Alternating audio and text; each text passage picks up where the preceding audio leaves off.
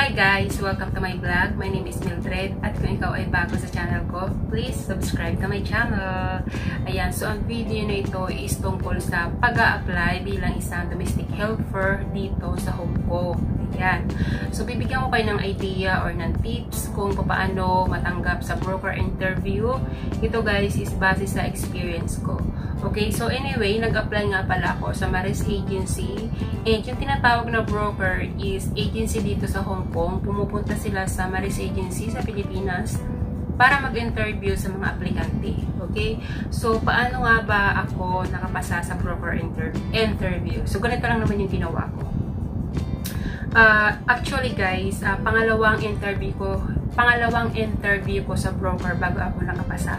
Kasi sa unang interview ko, hindi ako nakapasa kasi hindi ko ginalingan. Ano ba yung mistake ko doon kung bakit hindi ako nakapasa sa unang interview? Unang-una, kinakabahan ako. Tapos, pangalawa, namimili ako ng employer. And pangatlo, hindi ako confident. Ganyan, okay? So, sa pangalawang pagkakataon, since hindi nga ako nakapasa sa unang interview, hindi ako nawala ng pag-asa dahil sinabi naman sa Maris Agency na huwag kayong mawala ng pag-asa kung kayo ay hindi nakapasa kapag kayo ay nag-interview ng broker and then hindi kayo nakapasa kasi marami namang broker ang pumupunta sa Maris Agency. So, ayun, hindi ako nakapasa kay Ma'am Aidan kasi Ma'am Aidan, yun yung broker na unang nag-interview sa akin. And then, sa pangalawang pagkakataon na nag-interview sa akin is si Ma'am Elise Consultant dito sa Hong Kong. So, ayan. So, at dahil nga nagkaroon ako ng idea na dapat kapag ini-interview ka ng broker is confident ka and then hindi ka man fluent mag-English, at least naiintindihan mo yung sinasabi niya, nakakasagot ka sa tanong niya, and then huwag kang mamimili ng amo. Ganyan. So, kung talagang dito ka mag-apply bilang isang domestic helper dito sa Hong Kong, dapat kung ano yung i-offer sa'yo ng kung ano yung offer sa'yo ng broker, dapat yes ka lang ng yes. Kasi kapag naman, kunwari, di ba, nakapasa ka na sa broker interview at may ibinigay sa'yo na pwede ka namang mag-no, o pwede ka namang magsabi na hindi mo gusto yung employer na ibinigay sa'yo nung employer. Yun nga lang, matatagalan ka kasi another employer na naman na maghahanap ng maghahanap ng katulong yung mag-i-interview sa'yo. Kasi guys, kahit ikaw ay nakapasa sa broker interview, wag kang kampante na ikaw ay magkakaroon ng employer. Kasi sa broker interview, 50 kami na in-interview, tapos 5 lang kami na nakapasa. And then, dun sa 5 na yon, dan mamimili yung mga employer. Kunwari, may isang employer na pupunta dun sa broker. Dito sa 5 na to na na-hide ng broker, mamimili siya dyan sa 5 aplikante na yan. Ayan, so, ganyan yung lakaran doon. Tapos, ayan, so, kapag ikaw ay nakapasa sa broker interview, ang binabase ng broker is kung ano yung experience mo.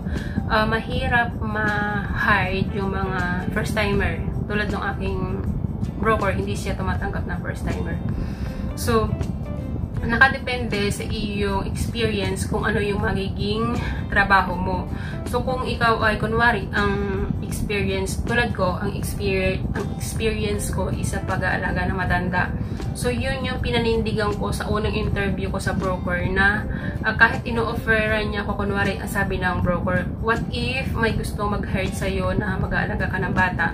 Sabi ko, no ma'am, hindi ko tatanggapin kasi nga, ang experience ko is sa pag-aalaga ng matanda. And then, ganito pa yung sabi niya, what if may mag-hire sa'yo na ang aalagaan mo is aso, ganyan.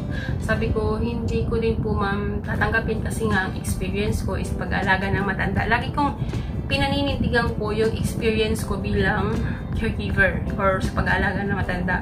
Which is mali pala yun. Kunwari, ang sasabihin sa'yo, mag-aalaga ka ng bata and the experience mo naman is pag-aalaga ng matanda. Pwede ka mag-no, ganyan. Kahit i-confirm ka niya at nag-no ka, hindi ka naman pipilitin ng broker, gano'n. So, yun yung tips ko sa inyo. Pero kung ang paninindigan nyo is yung inyong experience, matatagalan kayo. matatagalan kayong magkaroon ng employer tulad ko. Ang experience ko nga is sa pag-aalaga ng matanda. At ngayon, ang inaalagaan ko ay bata. Ayan. So, sabi ko sa sarili ko, why not na mag-try mag-alaga ng bata? Kasi may anak naman ako, may experience naman ako sa pag-aalaga ng bata.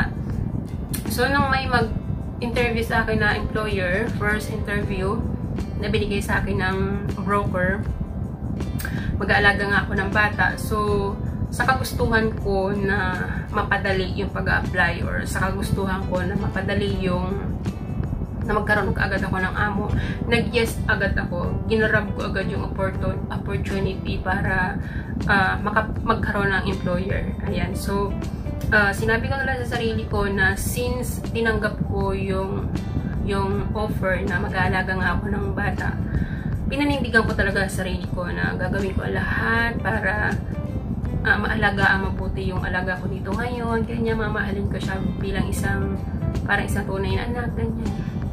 So, basta ganun lang, mahalin nyo lang yung trabaho nyo, okay? Pero kung paninindigan nyo yung inyong experience bilang kung ano yung nasa inyong by data, matatagalan kayong makahanap ng employer. Ayan. So, yun lang yung tips ko sa inyo. Yun yung tips ko sa inyo. Galingan nyo yung pagsasalita ng English, galingan nyo yung pakipag-usap sa broker, ganyan. Tapos, kapag naman meron nang nag-interview sa inyo na employer, of course, galingan nyo din. And then, as long as napalagay nyo yung kaya nyo, yung hindi kayo agrabyado, go nyo lang yung opportunity. Kasi, wala namang madaling trabaho, walang easy money. Kaya, lahat na trabaho or lahat na trabaho is mahirap, lalo na sa katulad natin na domestic helper. Pero nasa sa inyo pa rin yun kung ano yung pipiliin ninyo, kung base sa experience ninyo or kung ano yung ini-offer sa inyo ng broker. Okay? So, yun lang yung ma-share ko sa inyo, and yun lang yung tip na may bibigay ko sa inyo. Number 1, confident. Number 2, tanggalin yung hiya, kaba, ganyan, and then magaling mag-English, and then yun, tatlo lang. Confident, tanggalin yung hiya, and magaling mag-English. Okay, hindi naman yung fluent mag-English, but at least naiintindihan yung iyong English and naiintindihan mo yung sinasabi ng broker. Kasi nung ako'y in-interview, merong mga ex-abroad, and then hindi sila na-hired kasi yung iba galing sa Middle East, and then parang hindi masyadong magaling nag-English, kaya hindi na-hired no aming broker. Ganyan.